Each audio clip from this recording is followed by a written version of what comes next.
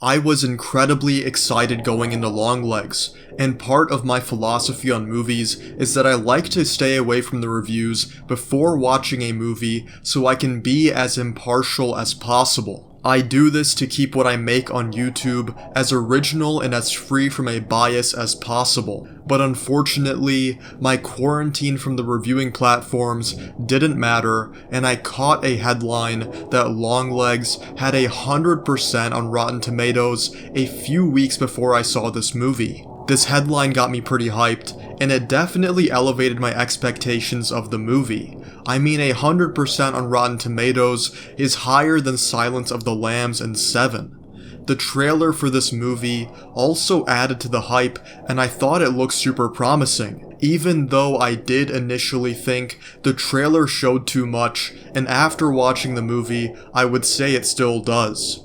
So now that I've watched it, I want to give you my immediate thoughts on this movie, and when I get to spoilers I will make a clear note of it, so don't worry about clicking off the video for now if you still haven't seen this movie.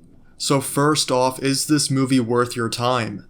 In my opinion, yes. It is not a blockbuster, so you don't have to rush to the theaters to see it, so while I generally recommend the theater for most movies, this is one where you could watch it on streaming and it should be fine. Just make sure you are in a dark setting, since this movie deals a lot with low light situations. Moving past that, this movie is good overall, and we should start off by discussing the main thing this movie does well. The best part of this movie by far are the visuals. The direction and cinematography of this movie are executed to perfection, and I love the use of different lenses, aspect ratios, and the colors that we see in this movie.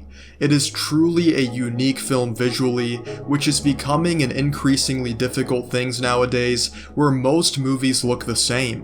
When you're watching this movie, you know you're watching Longlegs, and it never feels like anything else. Okay, for the most part, that's how it feels. The only area where the movie felt reminiscent of something else was with the lighting, which in some scenes, it seemed inspired by Seven. But the movie still adds its own unique flair to it, so it doesn't feel like a copy and paste at all. If anything, it's a homage. I also love the range of lighting in this movie, since you have some scenes in the bright lights of the day and other scenes at night.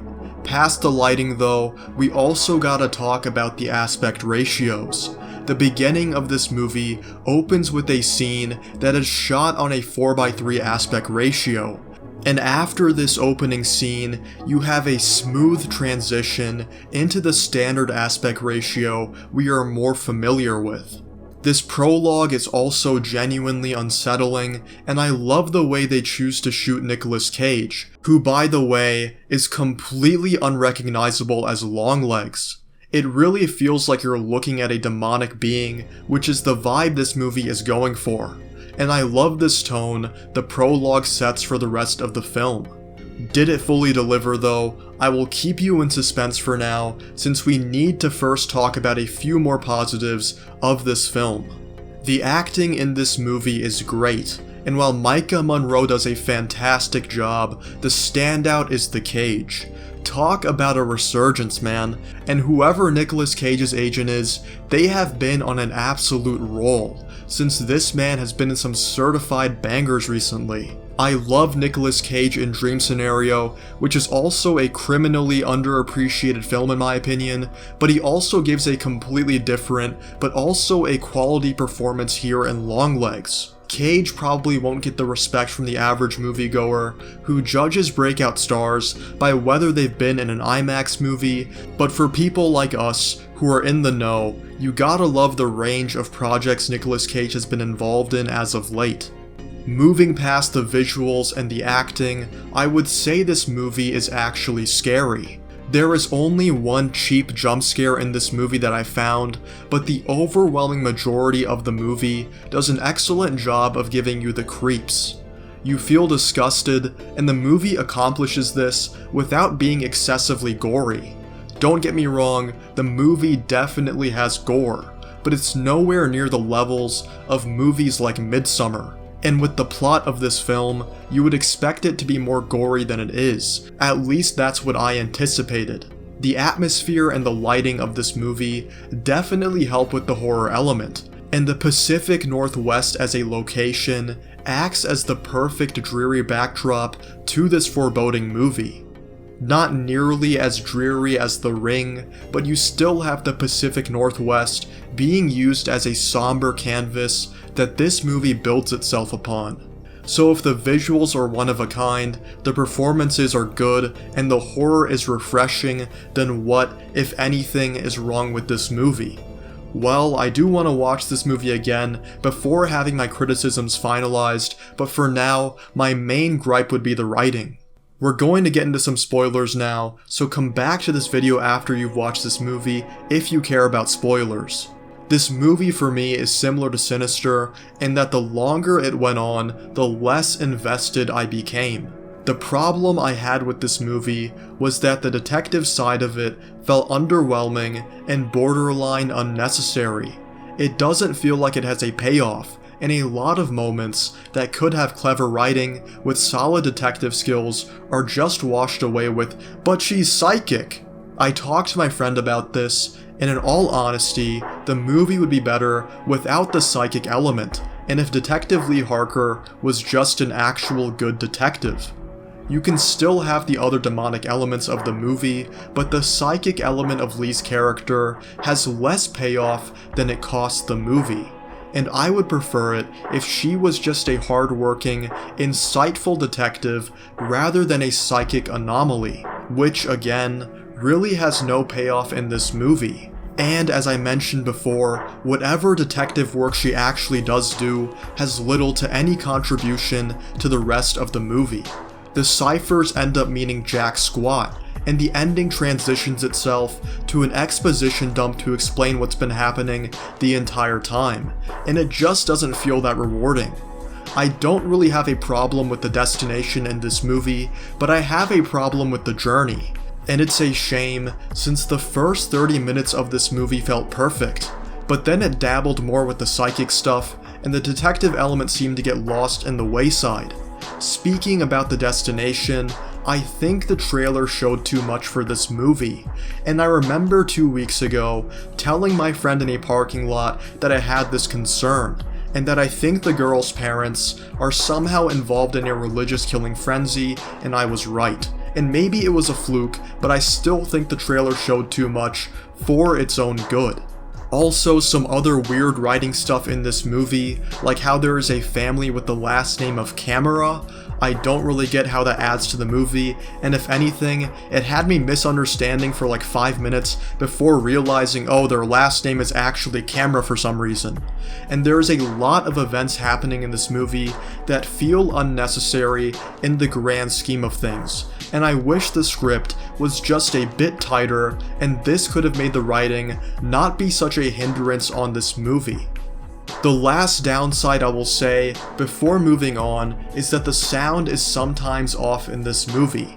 For the most part, it's totally fine, and this might just be an issue on behalf of the theater, but for some parts, it does feel like the gain is too high, and it's hard to discern what the characters are saying, despite the fact that they are talking loudly and not mumbling.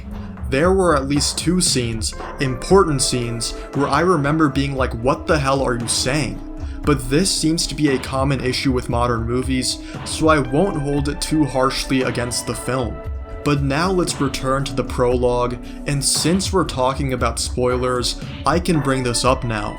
I love this prologue, everything from the gradual fading of the colors to reveal it's winter, and how the car of Longlegs camouflages into the snow. This scene is also just spooky, and it accomplishes this without jump scares or obnoxious sounds. Since we've watched the movie, we know it's Lee's childhood, and I love the choice to use a 4:3 aspect ratio here to distinguish that it's a different type of memory, since most of us have that kind of unique haze to our childhood memories. It's also reminiscent of the 70s, where the 4:3 aspect ratio was more popular, and this is the decade in which this scene is set. The 4x3 is also similar to Polaroids, an integral aspect of this scene. The block-like aspect of this scene could also subtly underscore that Lee has blocked this memory out, but I will fully acknowledge that is probably a stretch. This scene is just a great modern example of form following function, and this is what makes the medium of film so powerful and unique, and this was by far my favorite scene from the movie.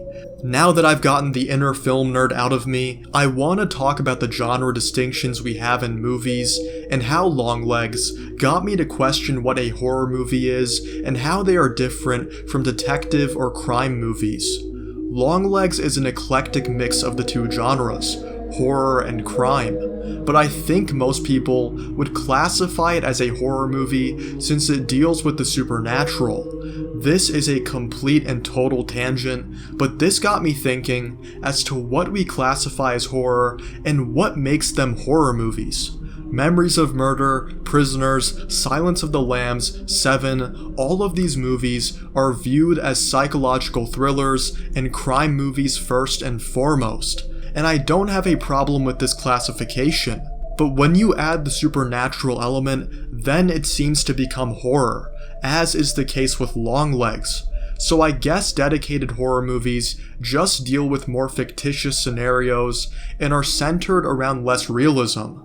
Well, not exactly, since there are still dedicated horror movies that are pretty realistic. Case in point, the Texas Chainsaw Massacre.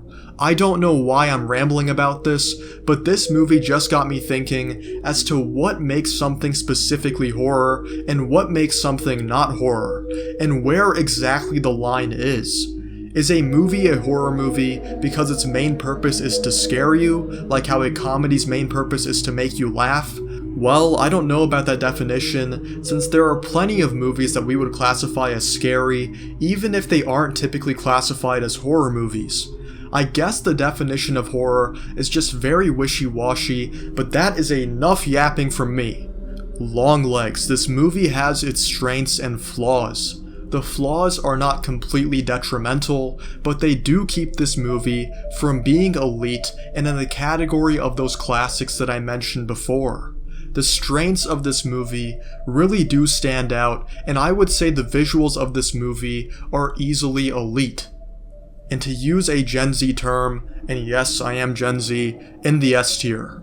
But despite me really loving the way this movie looks, I have to be honest and look past the visuals and admit the rest of this film is not in the same caliber, and it sucks since I think this movie had more potential. Still a good movie though, and very unique since detective movies usually never embrace the supernatural, but I'm happy to see it being done here since it's a new take that we haven't really seen before. I guess the closest recent thing would be The Conjuring, but Longlegs is definitely more of a detective movie than The Conjuring, and it's also scarier. This movie is a modern masterpiece if you're looking at it strictly from a visual standpoint. Despite the flaws I talked about though, Longlegs is still a breath of fresh air, and I love filmmakers taking a risk, especially in the current age of movies where studios seem to only back safe returns on investment rather than going for original art. Longlegs has that originality, and I respect this movie immensely because of it. It's rare to see a detective movie that fully embraces the supernatural. I honestly might go as far as to say that Longlegs is the most original horror movie we have had in recent years, and even though it's not perfect, you have to admire the courage behind the movie. It's just a shame, since I think we could be having the conversation of Longlegs being the best detective movie we have seen in a long time if the writing was just more focused and the less all over the place. Even if they wanted to keep the psychic thing going with Lee, then at least build it up more and do a better job of explaining how she's able to tap into the supernatural world. While you're at it, also explain more about Longlegs himself and how he's able to put souls into these dolls. I understand we're tapping into the realm of the unseen, but I think a little world building would have went a long way here. And as I mentioned before, I wish the detective side had more weight and that the clues were presented better in terms of how they relate to the movie.